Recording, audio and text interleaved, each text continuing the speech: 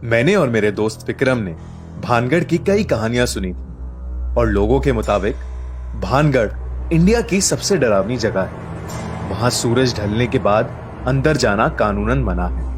कहते हैं इस किले में राजकुमारी रत्नावती रहती थी, जिसकी खूबसूरती की चर्चा दूर दूर तक की जाती थी।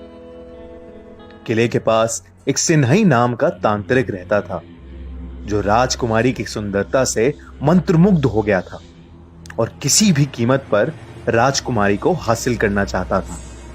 एक बार राजकुमारी अपने दोस्तों के साथ बाजार में इत्तर खरीदने के लिए निकली। उस तांत्रिक ने यह देखा और इत्तर में काले जादू की मदद से ऐसा कुछ मिलाया जिसे लगा कि राजकुमारी उसके वश में हो जाती। किसी नगरवासी को इसकी भनक लग गई और उसने राजकुमारी को जाके ये सब बता दिया। ये सुन के राजकुमारी ने वो इत्तर की बोतल महल के बाहर फेंक दी और वो चट्टान पर जा गिरी। काले जादू के कारण वो चट्टान उस तांत्रिक की ओर आकर्षित हुई और उसे कुचल डाला। अपनी आखिरी सांसें लेते हुए उसने पूरे भानगढ़ को एक श्राप दिया।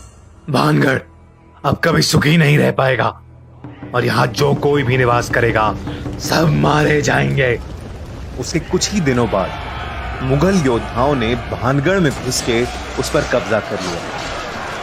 उस लड़ाई में 10,000 लोग मारे गए, जिसमें कई औरतें और छोटे बच्चे भी थे। राजकुमारी रत्नावती को उन्हीं के कमरे में घुस के मार दिया गया था।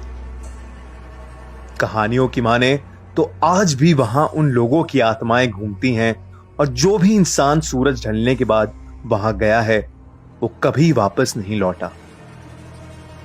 हमने सोचा कि हम भानगढ़ जाके पता लगाएं कि क्या सच में वो इतनी भयानक जगह है या ये सब सिर्फ एक कहानी है। करीब रात 8 बजे गार्ड को कुछ पैसे देके हम अंदर घुस गए। अंदर घुसते ही कुछ ऐसा लग रहा था जैसे हवा रुक गई हो और एक अजीब सी घुटन हो रही थी। हमने किले के 1-2 चक्कर लगाए, लेकिन हमें कहीं कुछ भूतिया नहीं मिला। मुझे एक जरूरी कॉल करना था और नेटवर्क के चक्कर में मैं किले के एक दूसरी तरफ चला गया। जैसे ही मैंने कॉल मिलाया तभी मुझे किसी लड़की की चीख सुनाई दी और मैं भागा भागा विक्रम के पास लौटा, पर वो वहां था ही नहीं। मैंने उसे काफी आवाज लगाई, विक्रम विक्रम, पर कोई जवाब नहीं आया। तभी मुझे ऊपर के कमरे से एक धम करके आवाज आई तो मैं उस तरफ चलने लगा। जैसे ही मैं सीढ़ियां चढ़ रहा था वैसे ही मुझे पायल की छन छन सुनाई दी और मुझे लगा कि मेरी बगल से कोई लड़की भागी। अब मुझे काफी ज्यादा डर लगने लगा था। मैं फिर चिल्लाया, विक्रम विक्रम। मैं महल का हर एक कमरा देख रहा था। तभी मुझे एक कमरे की खिड़की की तरफ विक्रम खड़ा दिखा और मेरी जान में थोड़ी सी जान आई। विक्रम, कहां था यार तू? जल्दी चल यहां से, गलत आ गए हम यार, प्लीज चल यहां से, चल जल्दी से। विक्रम ने कोई जवाब नहीं दिया। मैंने जैसे ही उसका हाथ पकड़ा वैसे ही पीछे के दरवाजे से मुझे विक्रम की आवाज सुनाई दी। जब मैंने देखा कि विक्रम तो अभी दरवाजे से आया है और मैंने जिसका हाथ पकड़ा है वो कोई और है, तो मेरी बुरी तरह हालत खराब हो गई। जैसे ही मैंने उसका हाथ छोड़ा उसने मुझे मुड़ के देखा। उसे देख के मैं कांपने लगा और पीछे गिर पड़ा। विक्रम ने मुझे उठाया और हम दोनों भागे भागे वहां से निकले।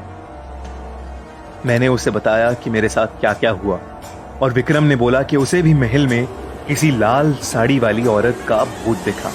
हम वहां से बच के अपने घर तो आ गए, लेकिन उस घटना के बाद अब हम कभी भानगढ़ की कहानियों को नजरअंदाज नहीं करते और ना ही किसी को वहां जाने की सलाह देते हैं। सब्सक्राइब करिए और सुनिए हर मंडे एक ऐसी ही सच्ची हॉरर स्टोरी।